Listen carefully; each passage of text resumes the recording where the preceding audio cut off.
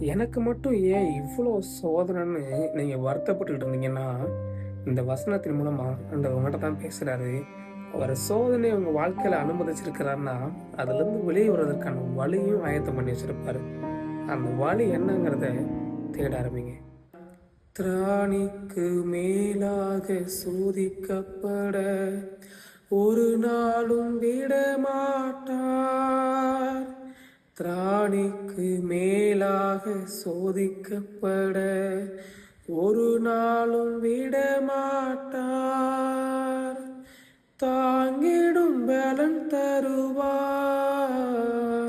தப்பிச் செல்ல வழி செய்வார்.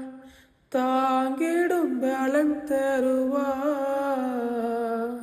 தப்பிச் செல்ல வழி செய்வார். நீ தப்பிச் செல்ல வழி செய்வார்.